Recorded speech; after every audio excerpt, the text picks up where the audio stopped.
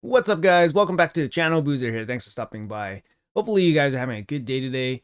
In today's video, we're going to be going over some Plarium news. A little bit unexpected since we do have CVC happening right now. And speaking of CVC, sorry guys, I did not stream CVC at the start of CVC. I did stay asleep. It's 6 a.m. for me, so it's still pretty early, but we're going to get this news out to you guys ASAP. And then we will be doing a CVC stream later on in the day. So if you guys are around, make sure you guys drop on by. Really sorry about the waking up late today, but I guess the body is tired. All right, guys, with that out of the way, let's go over this Plarium news here. It's going to be a super sweet announcement here. All right, guys, here is the announcement without a doubt. With 2 weeks left in this Chaos Awakes event for Plarium, they're going to maximize the return on all of the featured champions in the game. And here we go. We got a Heroes Path coming on Thursday, July 17th. For guaranteed champion Balar the Lost. Now, this isn't a massive surprise to anybody. Some people were saying that Balar the Lost or one of the champions would be available during a champion chase, so that's complete bullcrap. Both the champions are going to be available from previously the Deck of Fate for Greykos, and in this case, a Hero's Path for Balar the Lost. So what do we need to do during the Hero's Path? We will need to summon shards and get artifacts and accessories, so that's dungeon diving. So those are the two components you need to complete the Hero's Path to get this hero, Balar the Lost. Now, what else is interesting is that Plarium is also throwing in Balar the Lost's 5-star soul. His 5-star soul is also in this Hero's Path. Now, we've seen this in the past where Plarium has combined both the hero and the soul in a single path before. You'll also be able to get a cool avatar, a rare, an epic, and legendary, and mythical twisted horns. So relic materials, we got Balar's 5-star soul, and we got Balar in this massive path of the lost. It's gonna last 4 hours. You know what, looking at the calendar here real quick, guys, we have the 4-day event. It's going to be over the weekend, which means that it's not going to be any kind of additional summon event like a champ. We just had a champion chase, so no summon rush, so this kind of replaces it. You can see here on the calendar, nothing is in the calendar yet, but if it starts on Thursday, there might be some overlap here with this last day of the Corrosa's dungeon event. So maybe you guys want to save a lot of the grinding for Corrosa's dungeon event outside of CVC. So I assume after CVC ends, then this new summon event will happen, or summon path. Now that we know what is happening, like I said, it's happening on Thursday, July 17th. Is Balar the Lost as a guaranteed champion worth it? He's from the Sylvan Watchers. He's relatively new, so he's only about 6 weeks old into the game. He's a damage dealer, but he brings a ton of relevant debuffs into the game, and his main spot will be for Chimera. He brings a lot of stuff that can handle a lot of the trials. He's got an A1 here, places his shield on this champion. The value of the shield is proportional to his attack. But the big thing here is that he places poison sensitivity. So one of the trials against Chimera, you do require poison sensitivity, so he has that covered on his A1. His A2 here, he also attacks one target, and he places Leech. Leech is also a very easy, low-hanging fruit trial for Chimera, so getting it on Balar here on his A2, get that done right away without having to commit another champion. And then he instantly activates poison debuffs on all enemies. So this gives you some poison damage, again, to clear off some of the trials. And then you got his A3 here, attack one enemy. Before attacking, places increased accuracy on all allies. Now this is really important too. Increased accuracy is also part of one of the trials. So that's so he's got it done there. He also has 100% chance of placing decreased resistance. Decreased resistance also takes care of one of the trials against the Viper Head. So he's got that done. And then he places 3 poison debuffs on the initial target for 2 turns. If the attack is critical, places 3 poison debuffs on all enemies instead. So against the Chimera, you don't need this to be critical because obviously you're just fighting against one enemy. You don't need to place it on everybody. But this ability reminds you of the Tomb Lord ability, where if he has 100% crit, he will spread the poison, well, not spread, but he will place the poisons on the entire enemy wave. So in that same way, Balar the Lost has the same kind of thing, where if you put him with maximum crit rate, then he'll apply the poisons to everybody instead of just one. But for the purposes of Chimera, you don't need him with 100% crit rate. You can just use him straight as a debuffer. He does have pretty high base attack, so you could use him to chip in some damage as well for Chimera. So far his A1, A2, A3 are perfect for Chimera. What about his passive? Increase the champion's ignore defense by 1% for each poison debuff instantly activated by this champion up to 20. So over a long fight, this will get capped out, so you get an additional 20% ignore defense. He also gets a turn meter fill whenever a poison debuff is placed on an enemy. So potentially here he gets 15% turn meter, and this is the only ability of his that places poison. So really, really nice. A3, 15% turn meter there, right? As long as it's no resist or anything like that. Best set for this guy, 9-piece Feral. 9-piece Feral to take advantage of all these debuffs. Poison sensitivity, 5%. Leech, 5%. Decrease resistance, 5%. So that's 15%. And then 3 poisons, 15%. So 30% additional damage if you got him in a 9-piece Feral set. So he's going to be a huge damage boost to whoever your main damage dealer is. Could be Ninja, could be Nude, could be Marius, whatever you're using. But yeah, huge champion here. He might be one of the best. He might be the best in the 4 champions that were released. Tholin, Balar, Greykos, and Lemoneasy. So those 4, he might be the best. Tholin arguably is better in some things, but Balar has a lot of stuff going on in his kit, and then he comes with accuracy in all battles to make building him out a little bit easier.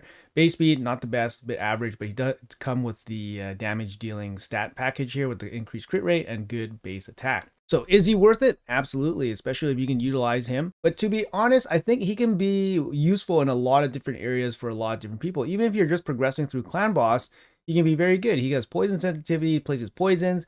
He doesn't necessarily need to have 100% crit rate unless you're using him to clear waves. He brings increased accuracy, which makes building out the rest of your team a lot easier. He also brings Leech, which is helpful against, like I said, Clan Boss. Now, against waves of enemies, he's not going to be doing crazy amount of damage. Only from his poisons. So if you can get him to lay the poisons on everybody, then yes, he will do some pretty good damage there. I wouldn't be surprised if he had the ability to solo some bosses as well, in the same way that Tomb Lord can solo, where you just build him up with regen gear and 100% crit rate, and then he just poisons everyone to death. Now his base stats are not that great, so building him up for survivability will be more difficult, and I haven't play tested it myself, so just a word of warning there. But yeah, he will be up for grab during this Hero's Path. And his 5-star soul. So is a 5-star soul going to be useful for Balar the Lost? Absolutely. Get the 5-star bonus here for the accuracy. He's going to get some crit damage, going to get some extra attack. Very, very useful. So we determined that Balar the Lost here is a pretty good champion. He has a lot of use cases, primarily for Chimera, but he can be useful in a lot of different areas. And is his 5-star soul good? Absolutely. Now, how much will this potential path cost? How much will everything cost? Now, off the top of my mind, this has happened at least once before, and I'm going to bring up onto the screen here what was the one that popped up in my mind, and this one is for Old Man Podrick. So for Podrick's Hero's Path, he was offered during, I believe, St. Paddy's Day. That's probably like 2 St. Paddy's Day ago. But here is the point breakdown for that Hero's Path. Now, in this one, it was summon champions and summon souls. So this one was even more difficult. So basically, you had to summon shards to get Podrick. And you can tell it's a really, really expensive path. You can kind of see here, Podrick is sitting here with 60,000 points. And during Podrick's path event, each sacred shard was worth 4,500 points. Primal shards, 1,800 points. Void shards, 750 points. Ancient shards, 300 points. So if we just do some kind of relative comparison here, we can basically assess that Podrick being at 60,000, point reward divided by 4,500 points per sacred shard. Plarium is attributing 13 sacred shards worth of points towards Podrick. Just his 60,000 point allocation, but the entire path to get Podrick, as you can clearly see on the side here, is 94,500, which breaks down to 21 sacred shards. So 21 sacred shards worth of points to get the champion alone. Now that is not something that's easy to do. For Balar, there's going to be a dungeon diving component, which could make things a little bit easier for some of you guys to get. So it's not just all shard related. So how much will it cost to get the champion and the 5-star soul? So if we are using Podrick's path here as a template, we have to go for the second key here. So Plarium doing the super dirty here on this path for Podrick. You have to get the second key. You have to go through the fragments. And then it forces you to go down the right side and get the second legendary book as well, so more points attributed. So after adding up all the points, it comes to a staggering 180,000 points when divided by how many sacred shards, 4,500 points each. That comes out to 40 sacred shards worth of points. Now, obviously, that is a staggering amount of shard points, and no one's going to be pulling 40 sacred shards for the 5-star soul plus a guaranteed champion. So hopefully over 4 days, the champion dungeon diving part of it, so getting the accessories and the artifacts part of it, will alleviate a lot of these points, and hopefully it'll come back down to earth, around the 20, sacred shard mark for both the champion and the soul. That would be probably the most ideal situation, I think, for most people to make this attainable. But to get the champion and the 5-star soul, and if you're just pulling shards, it's going to be a significant shard investment to get both of them. Now remember, guys, there's also going to be relics involved in this hero's path as well. So if Plarium is, relatively nice, they'll try to put everything on a linear path where we can kind of snag everything along the way instead of branching us off into various paths and then obviously having some filler items in the way to gobble up some of our points. There's a lot of high value rewards in this hero's path that I think will, it'll be good for most people because they'll want to be able to choose which path they want to go for. They can pick and choose which prizes or rewards they want. But if you want to get basically, the big prizes, which would be the Relic, the 5-star soul, and the champion, I think there's going to be a lot of filler events or filler rewards there that are going to just take up a lot of your points. But I would not expect this champion to go cheaply. I would expect about 20 sacred shards worth of points, and then his soul should be roughly in that same area as well, between 18 and 20 sacred shards worth of points. So a lot of this is going to be made up through dungeon diving, but of course Plarium is probably not going to attribute too many points to the dungeon diving part of it, as is the case with a shard summoning path or deck of fate.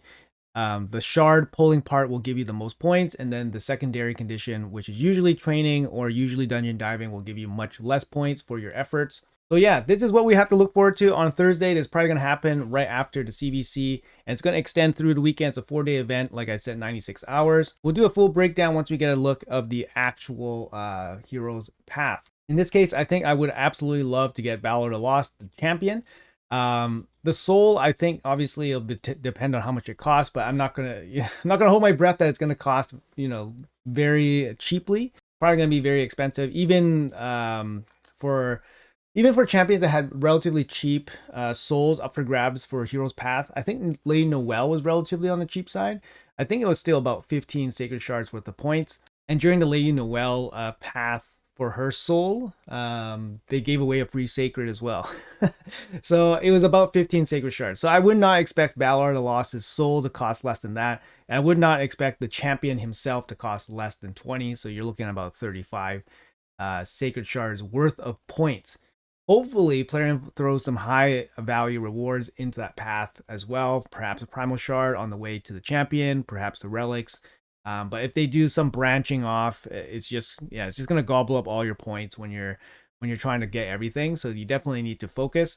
But like I said, we'll do a full breakdown once the event is live. And currently there's nothing shown in the calendar, so it can't really give us any clues. Now, looking ahead in the calendar, there's obviously nothing going on. But after the weekend, after this Lost Heroes path, there's still a week. There's still a week left in this Chaos Awakes event. So, who knows what they're going to do for the last week. I'm still holding out that, they might do something crazy for Corrosa. Some people calling me crazy, but I think they got something.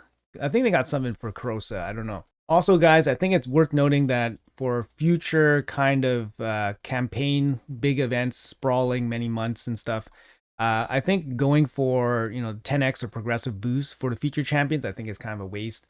Mainly because usually they do the guarantee, right? The last couple of campaigns they've always done at least one guarantee for one of the featured champions in the way of a deck or a path or just some way you can kind of get it through grinding with resources. So for the future, it might be worthwhile to skip all those 10x and 15x progressives for featured champions and just save them for the guarantee. But there's no guarantee that they're going to be guarantees. Also, guys, one last thing I wanted to point out here, that if you guys get Balar the Lost, and if he is the last champion of these 4 champions, you will get a little prize here. You get an avatar frame, you get the Skull of Treason, you get a gambling, you get an opening gambit, you get, well, I mean, you get a bunch of these relics, and you get 3 relic 3-star chickens. So if you collect all 4, you will get this free prize.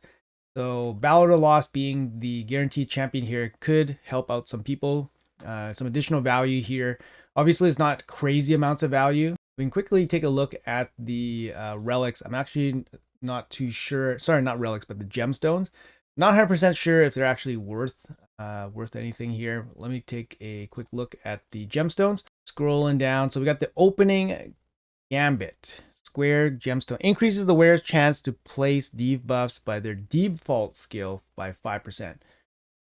It's gonna be pretty specific, right? You gotta have debuffs on a default skill, and then you get a 5% boost. So you need a champion with less than 100% chance to land debuff, and then you need it to be on the A1. I mean, this could be pretty good, right? This could be pretty good on the right champion. It's a legendary gemstone that's going to be part of the prize. And then what do we got? We got this pentagonal gemstone here. Which one is this one? Survival speed. Survival speed fills the wearer's turn meter by 10% when the HP drops below 50%. That's not a bad one. It's an epic one. And then we have a circle one. Circle gemstone. I have a bunch of these ones. Destructive accuracy. The wearer ignores 5% of the target's resistance with placing bomb, poison, HP burn. This is actually pretty good. I use it on Sulfurion myself. But all these gemstones seem pretty good for, you know, maybe somebody like Balar, maybe. But I can tell you guys that I use the 2 epic gemstones here, the pentagonal and the circle one, for various applications with different champions. So they are useful. And then you get 3 3-star chickens or 3-star relic chickens. And, you know, that is significant. Also, you get a Skull of Treason, which, you know, if you think about it, the Skull of Treason or a legendary relic is, you know, equivalent to a 1,000 point Titan event reward, right? So it is significant to Plarium in that they are attributing a lot of resources to a legendary relic. And the Skull of Treason is actually really good. It's mainly, you know, the main focus for it right now is mainly on Volcanos. But the Skull of Treason is actually really good, and I'll show you guys exactly why. So hopping out here, Skull of Treason is only going to be available during this Chaos Awakes so far, but they said that the event relics will return in the future. So the Skull of Treason here, HP burns debuffs placed by the wearer deals 10% more damage to enemies with higher max HP. So if you go to level 4, which is plus 12, that's going to be extra 25% damage. So how is that useful? So for example here, on my alt account, I actually have a low blessing Sulfurion. So one of the reasons why I don't use Sulfurion on that account is because the HP burn is actually not strong enough. But with the Skull of Treason, it actually really helps. I'm not saying this is low blessing. This is my main account here. But I'll show you guys exactly what happens. So I have a Skull of Treason on my main account, but it gives you an additional 25% extra damage here if it's level 12. Mine is only level 9. I don't need the extra damage, but it does help chew through some of the HP a little bit. But if you look at the Incinerate blessing here, Incinerate blessing, if you have a low blessing, if you have a 1-star blessing, Incinerate, for example, is only 25%. But if you add the Skull of Treason, that extra 25% at level 12 basically bumps up your 1-star to a 3-star. So at 3 stars, you do quite a bit more damage, right? So most people say, oh, at 3-star is the threshold where, you know, the burns become more effective at, you know, destroying stone skin and all that stuff for Sulfurion. So instead of having a 3-star blessing on your Sulfurion, you can put the Skull of Treason on and then do the same thing as having a 3-star blessing instead of just having your 1-star. And that could be the make or break difference between being an effective stone skin remover or not. So anyways, something to keep in mind, you do get this little package here if you can collect all 4 of the champions. I assume that you need to, you know, summon all of them. So Greycoast has to be out of his fragment form and all that. But yeah, once you get out, you get a little bit of a bonus there. Might be worth considering if you're factoring all that in for your, Balar chase or whatever, going for Balar during the Hero's Path. All right, guys, that's going to be it for the video. Thank you guys so much for watching. Really appreciate your time. This is some pretty big news. This Hero's Path is going to be really, really massive. We should set our expectations a little bit low just because of how expensive I expect this to be. Like I said, in the past, Podrick was a Hero's Path event along with his soul as well, and that was equivalent to about 40 Sacred Shards worth of points for both of those prizes. In this Hero's Path, we also have relics as well. They mentioned legendary relics as well, so there potentially could be 3 massive prizes in this Hero's Path. It's gonna be huge, but we should set our expectations because it's gonna be super expensive. Anyways, guys, that's going to be it for the video. Let me know in the comments below what you guys think about all my thoughts here about Balar the Lost, the Hero's Path, his 5-star soul, and the legendary relics. And, of course, we got the free shop bonus here if you have all 4 champions being collected. That's kind of a nice little side bonus. I'm in line to pick that up because I did go for a Grey Coast. But anyways, let me know your thoughts. Let me know your plans and all that. Appreciate you guys watching till the end. Have a great day, and I'll see you guys in the next video.